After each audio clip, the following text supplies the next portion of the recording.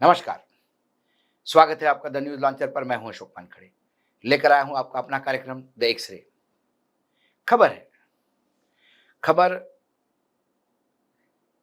प्रधानमंत्री के बहुत ही नज़दीकी सलाहकार संजू सन्याल को लेके है। संजू सन्याल और कंट्रोवर्सी ये हमेशा साथ चलती है।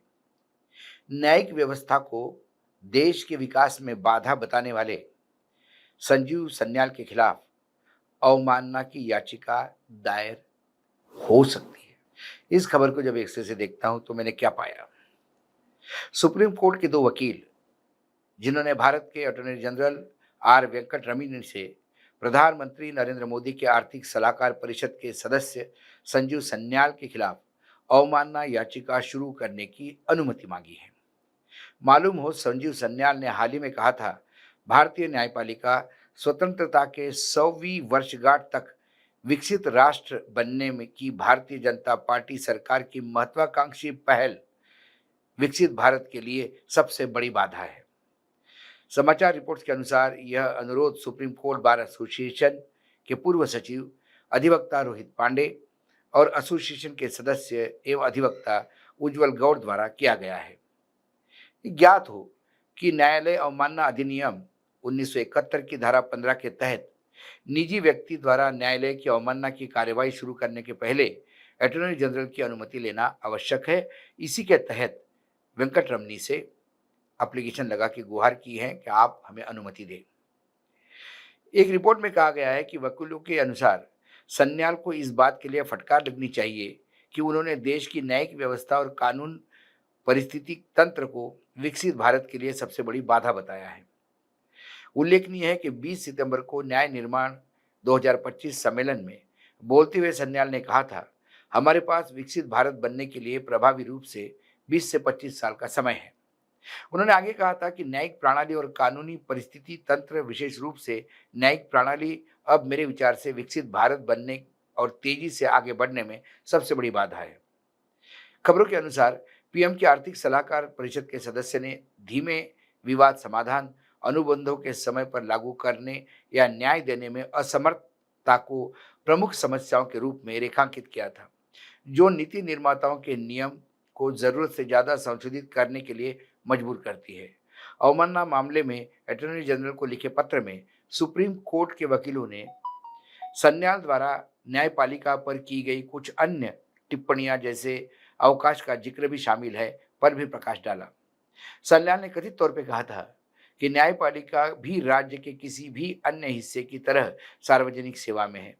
मान लीजिए कि डॉक्टर तय करता है कि हम गर्मी की छुट्टियां, दशहरे की छुट्टियां, सर्दियों की छुट्टियां लेंगे तो अस्पताल बंद कर देंगे, तो क्या स्वीकार्य होगा?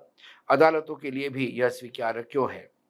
पत्र में उल्लेख किया गया है कि सन्याल ने कानूनी पेशे की तुलना स्तरीकरण की जाति व्यवस्था वाले मध्ययुगीन तरीके से की है और वरिष्ठ अधिवक्ताओं के अस्तित्व पर सवाल उठाया और यहाँ तक कि अदालत के मामले पर बहस करने के लिए कानून की डिग्री की आवश्यकता पर भी सवाल उठाया है। पत्र में आगे कहा गया है कि हालांकि लोकतंत्र में कानूनी प्रक्रियाओं की सम्मानजनक और रचनात्मक आलोचना स्वीकार्य और वांछनीय दोनों है, लेकिन उपरोक्त टिप्पणियां विशेष रूप से न्यायपालिका को राष्ट्रीय प्रगति में सबसे बड़ी बाधा बताना और बार को मध्ययुगीन संघ बताकर खारिज करना पूरी न्यायिक व्यवस्था पर एक व्यापक हमला है। गौरतलब है कि अपने विवादास्पद बयानों के लिए अक्सर चर्चा में रहने वाले सन्याल इस महीने की शुरुआत में सोशल मीडिया मंच एक्स पर एक ऑनलाइन विवाद में फंस गए थे। उन्होंने चार्ली किर्क की हत्या के बाद अमेरिका में राजनीतिक तनाव की तुलना अमेरिकी गृह युद्ध के पहले के समय से की थी। इसके पहले अप्रैल में सन्याल पुणे स्थित प्रतिष्ठित गोखले राजनीतिक एवं अर्थशास्त्र संस्थान के कुलाधिपति पद से हटाए जाने को लेकर भी चर्चा में थे, क्योंकि वे संस्थान को पुनरुद्धार के लिए कोई ठोस कार्य योजना पेश करने में विफल रहे। अब सवाल यह है कि जो आदमी जगह जगह विफल होता है उसे नई जगह दिया जाता है। सन्याल ने भी कहा कि कोर्ट में जाने के लिए या न्यायपालिका के लिए वकीलों की डिग्री की जरूरत होती है। मुझे लगता है सन्याल भी उसी यूनिवर्सिटी से पास हुए हैं जहां से आदरणीय प्रधानमंत्री जी ने एंटायर पॉलिटिकल साइंस की डिग्री ली। हमारे यहाँ आर्थिक परिषद के सलाहकार या आर्थिक परिषद को लेकर वो भारत की अर्थनीति या अर्थव्यवस्था को ज़्यादा चिंतित होना चाहिए। जहाँ डॉलर लगातार ऊपर चढ़ रहा है, रुपया नीचे गर्त में है, जहाँ हमारे एक्सपोर्ट्स कम हो रहे हैं और इम्पोर्ट्स बढ़ रहे हैं, जहाँ हमारा वित्तीय घाटा बढ़ रहा है, जहाँ देश पे कर्जा 200 लाख करोड़ से ऊपर चला गया है।